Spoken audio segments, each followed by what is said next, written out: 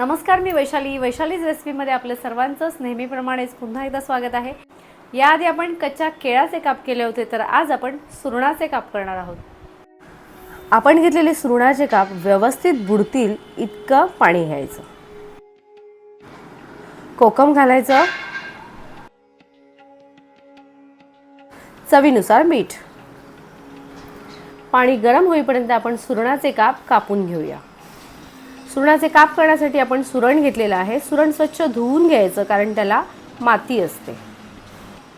सुरीच्या किंवा विळीच्या साहाय्याने सुरणावरची साल अशी काढून घ्यायची।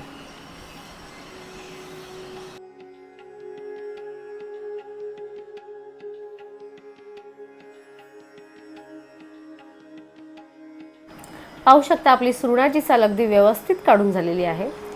आता या सुरणाचे जास्त पातळही नाही आणि जाडही नाही असे काप कापून घ्यायचे।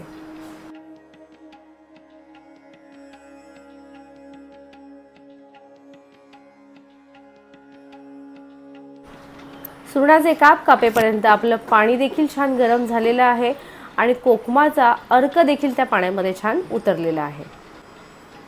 सुरणाचे सर्व काप या पाण्यामध्ये असे घालायचे। सुरण बऱ्याचदा खाजरं असतं। कोकमच्या पाण्यामध्ये घातल्यामुळे सुरणाचा खाजरेपणा निघून जातो, त्यामुळे ते खाताना किंवा खाल्ल्यावर आपल्या घशाला खवखवत नाही। सुरणाचे सर्व काप पाण्यामध्ये घातल्यावर भांड्यावर असं झाकण ठेवायचं। गॅसची फ्लेम मीडियम ठेवून 3 ते 4 मिनिटं पाण्यामध्ये असे उकडून घ्यायचे, कारण सुरण आपल्याला पूर्ण शिजवायचे नाहीयेत। 3 ते 4 मिनिटं झाली की गॅस बंद करायचा। गॅस बंद करून झाल्यावर 4 ते 5 मिनिटं सुरण तसेच पाण्यामध्ये ठेवायचे, त्यामुळे कोकमाची आणि मिठाची चव सुरणाच्या कापांमध्ये अगदी छानपणे उतरते। तुमच्याकडे जर कोकम नसेल तर तुम्ही लिंबाचा देखील वापर करू शकता।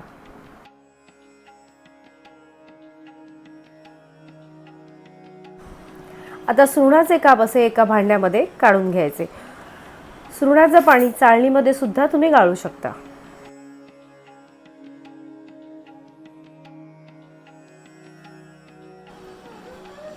मीठ, हळद, लाल तिखट, धणे जिरे पावडर, गरम मसाला पावडर, तांदळाचं पीठ आणि बारीक रवा। आता आपण घेतलेले सर्व मसाले असे थोडे थोडे सुरणाच्या कापांवर घालून घ्यायचे। धणे जिरे पावडर घालून झाल्यावर लाल तिखट घालायचं,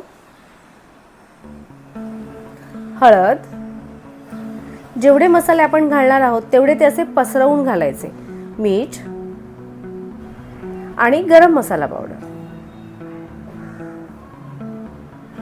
सर्व मसाले घालून झाल्यावर सुरणाचे काप असे व्यवस्थित हलवून घ्यायचे। मसाले पसरवून घातल्यामुळे त्या कापांना सर्व मसाले अगदी छान आणि व्यवस्थित लागतात। सुरणाचे काप पाण्यामध्ये उकळताना ते भरपूर शिजवायचे नाहीत, अर्धे कच्चेच ठेवायचे। काप पाण्यामधून काढून किंवा गाळून बराच वेळ जर झाला असेल तर ते ड्राय होतात। अशा वेळेला आपण घातलेले सर्व मसाले सुरणाच्या कापांना व्यवस्थित लागत नाहीत, त्यामुळे कापांवर सर्व मसाले घालून घ्यायचे आणि त्याचबरोबर चमचाभर पाणी देखील घालायचं आणि सर्व मसाले सुरणाच्या कापांना अगदी व्यवस्थित लावून घ्यायचे।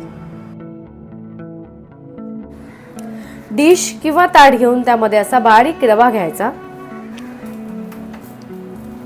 त्याचबरोबर तांदळाचं पीठ।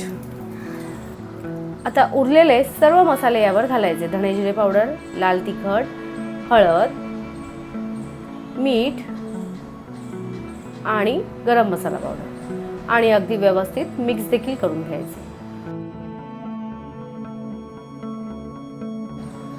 पॅन गरम करून त्यामध्ये असं तेल घालून घ्यायचं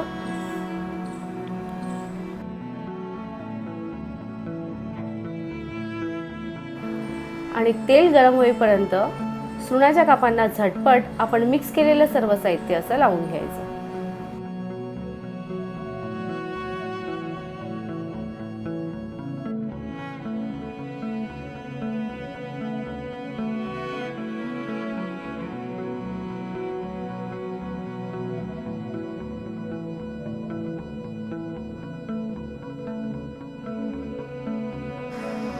आणि तेल गरम झाल्यावर तेलामध्ये असे काप घालून घ्यायचे।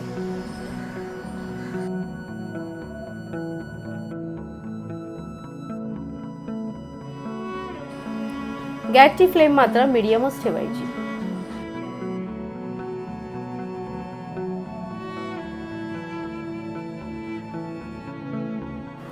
आपण घातलेले काप एका साईडने छान फ्राय झाले की असे ते पलटून घ्यायचे. असे दोन्ही साईडने आपले सुरणाचे काप व्यवस्थित फ्राय करून घ्यायचे. पाहू शकता आपले सुरणाचे काप मस्त फ्राय करून झालेले आहेत. आता ते असे काढून घ्यायचे. तुम्हाला जर यापेक्षा क्रिस्पी काप फ्राय करायचे असतील तर तुम्ही ते तसे देखील करू शकता. उरलेले काप देखील आपण फ्राय करून घेणार आहोत.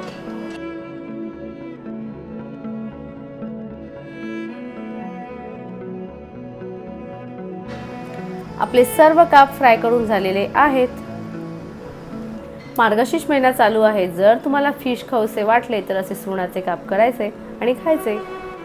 आणि जरी तुम्ही आजारी असाल, तुमच्या तोंडाला चव नसेल, तरीही असे तुम्ही सुरणाचे काप केलात आणि खाल्लात तर तोंडाला चव देखील येते.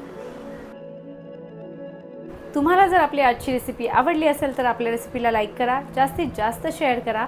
नवीन असाल तर सबस्क्राईब देखील करा. बेलचं बटनही नक्की दाबा. ज्याप्रमाणे तुम्ही आपल्या सर्व रेसिपीज पाहता त्याचप्रमाणे पाहत राहा. पाहता पाहता करतही राहा आणि करून झाल्यावर कमेंटमध्ये मात्र नक्की सांगा तुमची रेसिपी कशी झाली.